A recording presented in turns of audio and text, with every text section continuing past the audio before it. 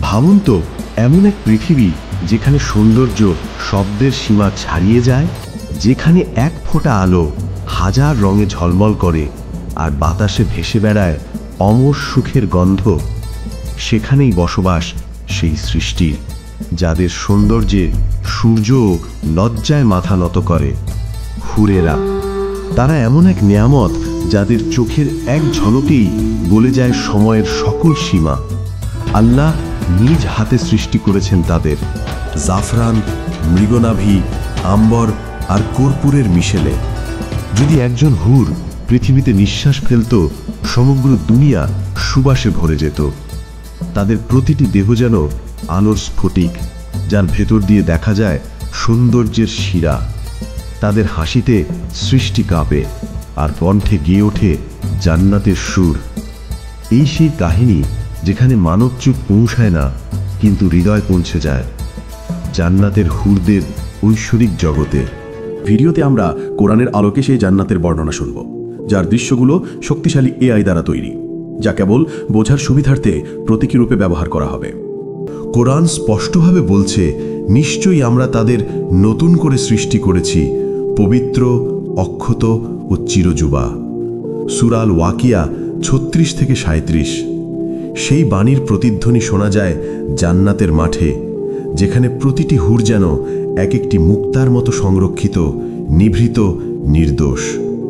তাদের দৃষ্টিতে পূর্ণিমার স্নিগ্ধতা, তাদের হাসিতে ভোরের কোমলতা, তাদের গলায় সেই মধুমধুর সুর যা কোনো দুনিয়া জাতীয় কণ্ঠেই নেই।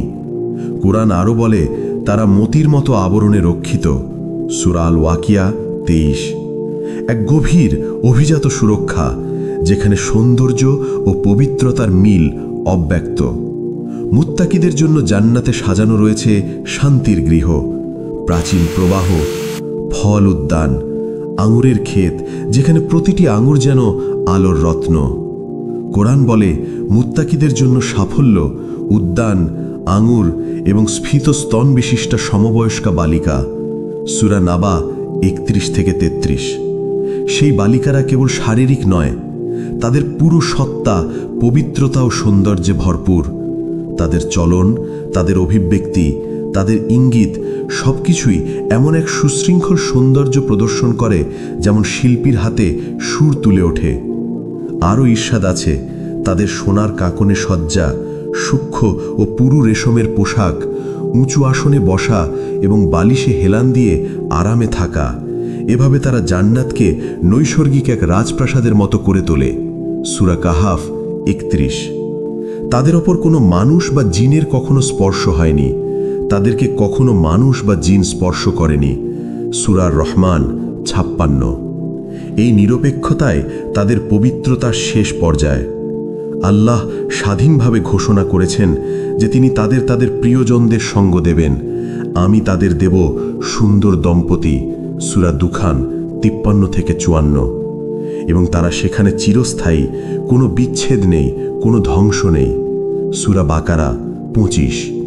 রাসূলুল্লাহ সাল্লাল্লাহু আলাইহি ওয়াসাল্লাম হাদিসে জানিয়ে দিয়েছেন, হুরদের সৌন্দর্য এমন বিস্ময়কর যে তাদের শরীরের অস্থিমজ্জা পর্যন্ত আলোর মতো প্রদীপ্ত হবে, যেন স্বচ্ছ পাথরের মধ্য দিয়ে আলো ছড়িয়ে পড়ে। তিরমিজি 2532। ভাবো, একটা মুখ যেখানে স্বচ্ছতা এত গভীর যে ভিতরের দ্বীপ জ্বলছে, আর সেই দ্বীপ থেকে উত্তাপ্ত সুবাসে সমগ্র জান্নাত খেলে ওঠে। হাদিস এও জানায়, যদি তাদের একজন পৃথিবীর দিকে সামান্য তাকায়, তার সৌন্দর্যের দীপ্তির কারণে সমগ্র আসমান ও জমিন সুরভিত ও আলোকিত হবে। বুখারী 2796। তাদের দেহ ও সৌন্দর্যের উপাদান আল্লাহর পক্ষ থেকে অনন্যভাবে গঠিত। জাফরান, মৃগনাভি, আম্বর আর কর্পূরের অনাবিল মিশেলে।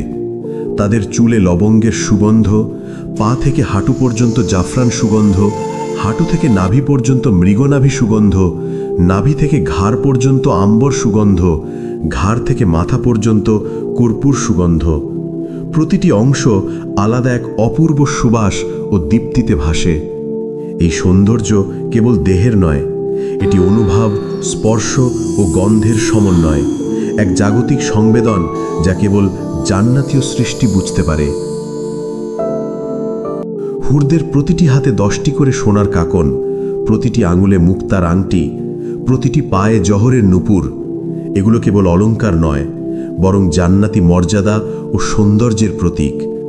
তাদের বুকের মাঝে আল্লাহর নাম ও তাদের স্বামীর নাম লেখা থাকবে, এক চিরন্তন শ্রামক যে তাদের সম্পর্ক পবিত্র, একত্রিত ও পরম আনুগত্যে ভরা।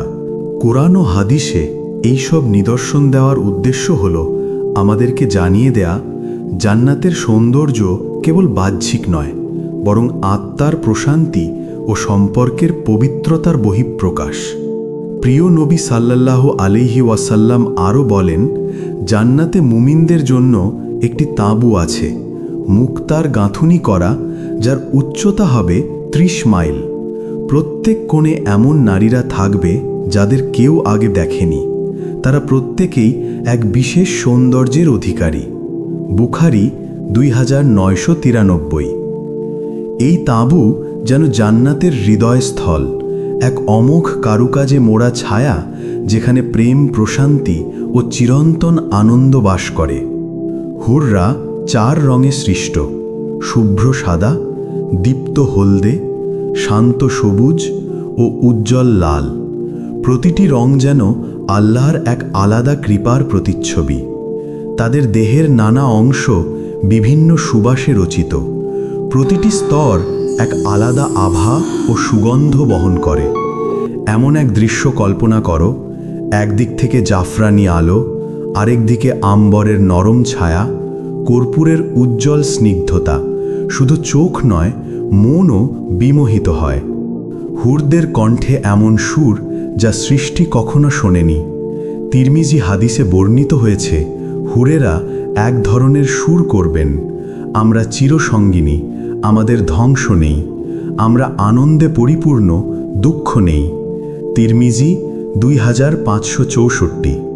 তাদের কণ্ঠাসুর যেন তারার মাঝে বয়ে চলা বাতাস, শ্রোতাকে এমন আনন্দে মাতিয়ে দেয় যা কোনোই দুনিয়া জাতীয় সঙ্গীত দিতে পারে না। তারা প্রত্যেকেই প্রতিনিয়ত তাদের স্বামীদের প্রতি নিবেদিত থাকবে। তাদের মন, প্রাণ তাদের স্বামীদের কাছে আবদ্ধ। জান্নাতের বাজারে প্রতি শুক্রবার হুররা একত্র হয়। উত্তরের বাতাস তাদের মুখমণ্ডল ও চাদর স্পর্শ করলে তাদের সৌন্দর্য আরও বৃদ্ধি পায়। সঙ্গীদের মধ্যে এমন একটি বিনিময় হয় যে, আল্লাহর কসম, তোমরা আরও সুন্দর, আল্লাহর কসম, তুমিও আরও দীপ্তিমান। মুসলিম 7328। এটা কেবল সৌন্দর্যের সাক্ষাৎ নয়, এটা প্রেমের পুনর্জাগরণ, এক বিশুদ্ধ, অবিনশ্বর বন্ধুত্ব ও সৌহার্দ্যের উৎসব। একটি আতিক হাদিসে আছে, এক প্রকার বিশেষ হুর, লোবা, যে শুধু সামান্য লোয়াব মানে থুতু সমুদ্রের পানিতে ফেলত, সমুদ্রের পানি মিষ্টি হয়ে যেত। তাজকিরা 518, 519। এই উচ্চাঙ্গ বর্ণনা আমাদের জানায়, জান্নাতি সৃষ্টি এমন এক অলৌকিক ক্ষমতায় ভরা, যেখানে ক্ষুদ্রতম অঙ্গন ঘটনাও মহাজাগতিক প্রভাব ফেলে। তাদের বুকে লেখা থাকবে, যে আমার মতো হুর চায়, সে যেন আল্লাহর আনুগত্যে রত হয়। এই লেখাটা জানিয়ে দেয়, জান্নাতি পুরস্কার নিরাপদ নয় যে শুধু চাওয়া দিলেই মিলবে। এটি অনুগত আমল ও বিশ্বাসের পুরস্কার। এখানে আমাদের শেখার বার্তা স্পষ্ট, এই সমস্ত বর্ণনা কেবল সৌন্দর্যের প্রদর্শনী নয়, এটি আল্লাহর অনুগ্রহ ও মানুষের প্রতি প্রতিশ্রুতির চিহ্ন। জান্নাতের এই সব দান পেতে হলে আমাদের জীবনে থাকা উচিত সততা, নামাজ, তওবা, সদকা ও পরিত্রাণের পথে চলা। কারণ এই মহান পুরস্কার শুধুই আল্লাহর অনুগত দাসদের জন্য। হ্যাঁ আল্লাহ, আমাদের সবাইকে এমন আহমদ অনুগত আমল দান করো, যেন আমরা একদিন সেই দিওয়ানের দরজায় পৌঁছাতে পারি। সেই হুরদের হাসিতেই আমাদের চোখ ভরে উঠুক, আর তাদের কণ্ঠে প্রাপ্ত মধুর সুর আমাদের অন্তর ভরে দিক। আমিন।